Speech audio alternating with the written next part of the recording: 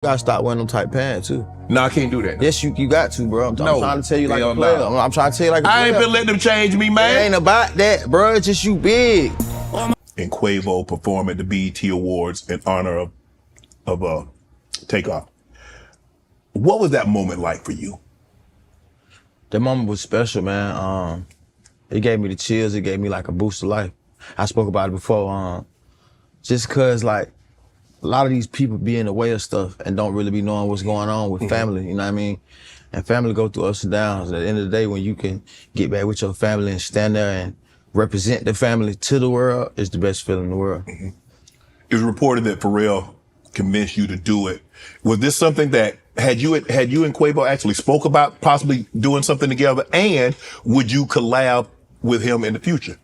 We had, so to answer the first question, we had spoke about it. And then the closer it got to, I was in Paris for Fashion Week, and so the time I had to leave that same night, and luckily, God willing, we was able to find a flight that same night to get me up out of there. But it wasn't a thing where I didn't want to do it. It was a thing where I was all the way in Paris, and it's all the way in LA, and I'm like, how I'm gonna make that work?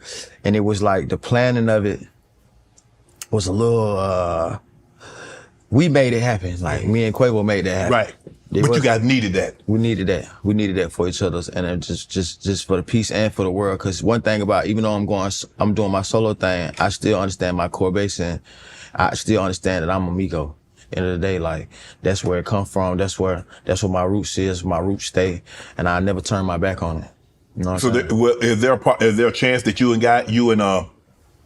Quavo can do a project again together? It's possible. I read where Takeoff was really a funny guy. Fun to be around, fun loving. Is there any funny stories you'd like to share about him? That you can share with us? Funny stories that I can share with y'all. I don't even want to share my little jewels. Yeah, we was making bando a long time ago. We was living on the north side of Mama house. We used to have we had took the, you know, the mats from high school, from school, the little blue, little thick mats. Yeah. We had took that and nailed that to a closet. And when we was making bando, I wasn't so confident as a rapper yet. You know what I mean? Cause you know, they was giving me the game and teaching me how to do stuff. And then I remember when Tate came in there, he did the Migo flow first. The first time we ever seen it. And then he was teaching me, and then when he was teaching me, I couldn't get it off my tongue, and we was just laughing and laughing, and it was just like, the reason why that's so special is because we had never thought that song was gonna blow up. Like, you know what I'm saying? We was just some kids chasing a dream. Everybody in the neighborhood not really thinking like, what y'all doing? Right. But we really going hard, and I try to keep all the fun memories to keep me going, cause it's hard, bro. You got a tattoo of him on your back. Yeah. What's your favorite? So you going out? Yeah. I'm not talking about to the Oscars or to the Grammys. You just going out. What's the gear? I'm gonna throw on a little, see, I'm mixing it up. So I might go a little Rick on you, but older Rick though. Okay. And then I'm gonna go Margiela on you, because I feel like ain't nobody really wearing the Margiela in my league. They don't really get it. They don't speak that language.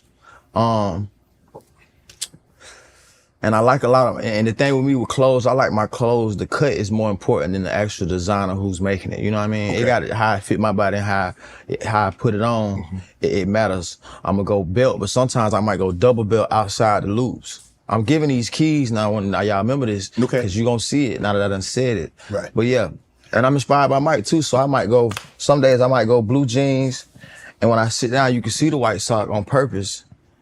Like I got on Rick on right now, you know? Right. So I'm gonna just play around with it. I'm gonna play around. I ain't gonna never go mannequin. I feel like a lot of people go mannequin. They go, I'm gonna go Gucci, and I'm gonna go Gucci. I'm gonna go Balenciaga, and I'm gonna wear it all the way down. I really don't do that. I like to switch it up.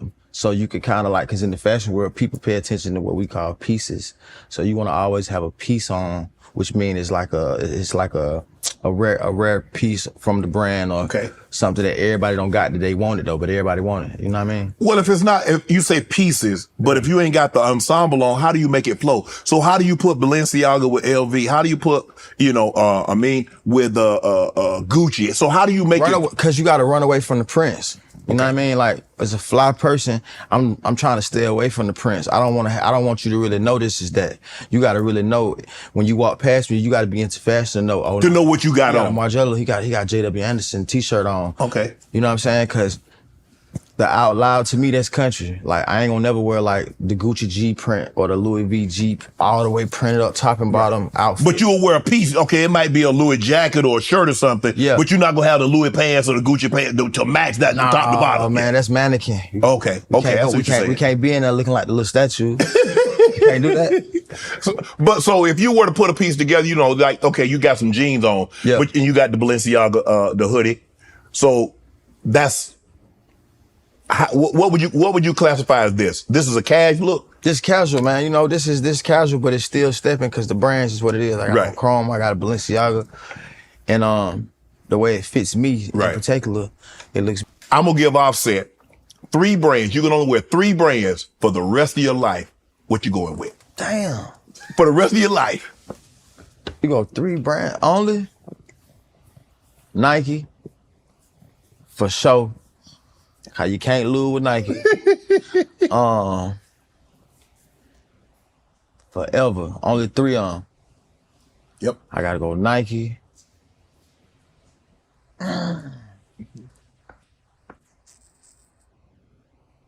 Jordan. That's the same thing though, so I get a pass on that. Yeah. So I'm gonna say Nike. You can go high-end fashion if you like. Yeah, but I'm trying to make sure you talking about forever. Yeah, that's all you got. That's a long time. That's a long time. Some of you can't wear forever.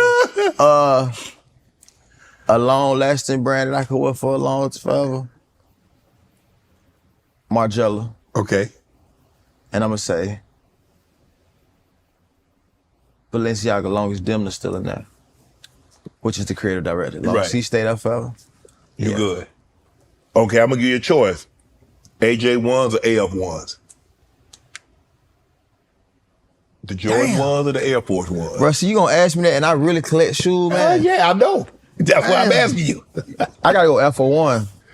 F01 for sure, especially like 2006, 2008. Untouchable. Oh yeah, for sure. 2006, 2008, F01s, untouchable. Jordan 1s, the reason why I didn't pick the Jordan 1s is because I like the retro Jordan 1s. Mm-hmm. I like the 85s. Right. You know what I mean? The originals. And you can't really find them. I got 5 pair though, but you can't really find them nowhere. That's why you can't find them, because you got them all. Yeah, I got them all. Every time I catch a pair, I'm buying it. So let me ask you a question. How did you get into collecting shoes? Obviously, you grew up in the era. I mean, I grew up in the era when Michael Jordan burst onto the scene and to get those shoes.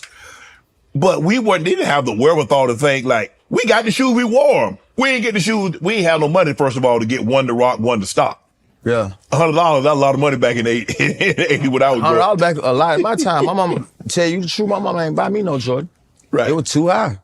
So I had to get old enough and get to trade my Air Maxes and, you know, in school, get to trade my Air Maxes for some J's or do it like that. So that's what made me get into it, because the same thing you said, my mama didn't have the money to just we was on limit, 3 boys. A long time, it was just my mama before she met her husband.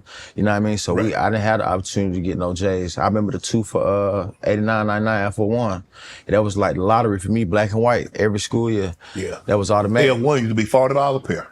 40. So I said 2 for 89, special. We're gonna go white, we're gonna go black, and white gonna get worn on special occasion. But yeah. And then at my school though, I ain't gonna lie though, at my school in by the time I got about 9th grade, you know, everybody started feeling themselves. Yeah. If you came in my school with like fake J's, it was like a known thing. In my school, Burkmont High School, you coming up with some fake J's, it's kind of was sad, cause everybody knew the protocol. You know, in the morning time, cafeteria, breakfast time, you know, you coming in. You gotta come in with your gear, you gotta be right come in with them. It's like a protocol. People that don't know you, your homeboys, whoever, them folks they gonna sit on the sit at the table and lift their feet up and point at your shoe. So it was an embarrassment thing. So you had to be right stepping. You couldn't come with them fake, them fugazes. When did you start collecting shoes? When did you say, you know what, I'm gonna become a sneakerhead? When did you start?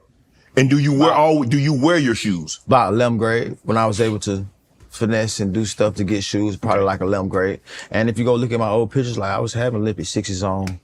You know what I mean? I was having the J's in the polo era when we used to wear cargos and polos and American Eagle and all that was in. You had to have the J's. So about 11th grade, because like I said, I couldn't. From middle school on up, it was the same routine. F01. How many pairs of shoes do you think you have? Probably about like 6,000, 5,500. 6,000? Yeah. Yes, sir. Do you have a room, a house, a house for your shoes? I got multiple walls, and I got houses. I got a house in New York, here in LA, and in Atlanta. So they spread it out in East Coast. What's your favorite shoe to collect? I gotta say Air Force Ones, bro, because it's more. Let me tell you why. Because it's more selections. It's like it was a lot of collabs done with them back then. And the leather on the Air Force One from 2006, 2008 is just a little different. Right. But my favorite Jordan is Jordan 16s and the 4s. But the 4s you can get, but the 16s, they always rip. Like my Gingers, I got like 7 pair. Every time I wear them one time, they coming out, they rip because they old. Right. So what's the most expensive pair of sneakers that you own? Marty McFly's, they like 100,000. But I didn't pay that though. You buy the Air Max? Yeah, Air Max. The old ones, the ones that, but I got the one that Come on. they tie for real and they Yeah. blow up. And both of my shoes work and they put up somewhere on ice. You ain't gonna wear them? I wore them too. I wear all my shoes. Yeah. I wear all my shoes. I believe you ain't no shoe collector if you don't wear the shoes. I don't respect. So you ain't gonna try to get up off them then? Nah, never. And I caught him for the sweet 25,000. You come what? Caught him for 25. Dude here in LA at Soul Stage, I think. He needed the money and I had it. I got the money you need. So what's the one thing that you purchased in your life? Started your own thing, you know, I rock with Ocho. Yeah. That's my real dog now. Yeah. That's my real dog. I like what y'all boys doing. Y'all keeping it original. It's like a black talk. It's real relatable to the young and the old, you know what I mean? Yeah, keep doing your thing, man. Appreciate that. Y'all stop by one night. I'm gonna stop by. I want to get on that one. Ocho my boy. That's my real dog. That's my boy. Offset. All my life, been grinding all my life.